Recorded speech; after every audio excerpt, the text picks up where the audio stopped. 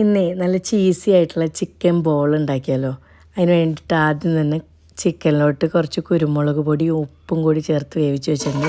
പിന്നെ വേറൊരു പാനിലോട്ട് ഓയിലൊഴിച്ച് സവാള ചേർത്ത് നന്നായിട്ടൊന്ന് വഴറ്റുക. പിന്നെ കുറച്ച് കറിവേപ്പിലയും കൂടെ ചേർക്കുന്നുണ്ട്. ഇഞ്ചി വെളുത്തുള്ളി പേസ്റ്റും കൂടെ ചേർക്കുക.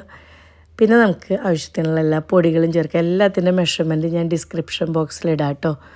പിന്നെ ആവശ്യത്തിനുള്ള ഉപ്പും കൂടി ചേർത്തിട്ട് വേവിച്ച ചിക്കനും കൂടെ ചേർത്ത് നന്നായിട്ട് മിക്സ് ചെയ്ത് കഴിഞ്ഞാൽ നമ്മുടെ ഫില്ലിങ് റെഡിയായി.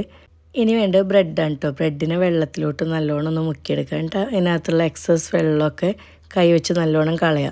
കാരണം നമുക്ക് ഉരുട്ടിയെടുക്കാനുള്ള പാകത്തിന് ബ്രെഡ് സോഫ്റ്റ് ആവാൻ വേണ്ടിയിട്ടാണ്. അതിനകത്തേക്ക് ചിക്കൻ്റെ ഫില്ലിങ്ങും കുറച്ച് ചീസും കൂടെ വെച്ചിട്ട് നല്ലോണം അങ്ങ് റോൾ ചെയ്തെടുക്കുക. സിമ്പിളായിട്ട് ചെയ്യാൻ പറ്റും കേട്ടോ. പിന്നെ നമ്മൾ പൊടിച്ച് വെച്ചിട്ടുള്ള ബ്രെഡ് ക്രംസിലോട്ട് നല്ലോണം അതിനെ കോട്ട് ചെയ്തെടുക്കുക. ഇതിന് വേണ്ടി പ്രത്യേകിച്ച് ഒരു ബാറ്ററോ എഗ്ഗോ ഒന്നും വേണ്ട കേട്ടോ. ഇനി നമുക്കിതിനെ ഓരോന്നായിട്ട് ഫ്രൈ ചെയ്തെടുക്കാം കേട്ടോ.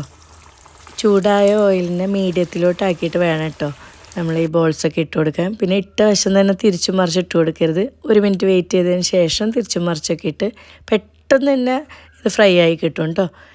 എല്ലാം വറുത്ത് കോരിയിട്ടുണ്ട്. ഇനി എത്ര ചീസിയാണ് എന്നുള്ളത് ഞാൻ കാണിച്ചു തരാം കേട്ടോ. നോക്കിയേ, നല്ല വലിഞ്ഞിങ്ങനെ വരുന്ന നല്ല കുട്ടികൾക്കൊക്കെ നല്ല ഇഷ്ടമാവും. ഒന്ന് ട്രൈ ചെയ്ത് നോക്കണേ.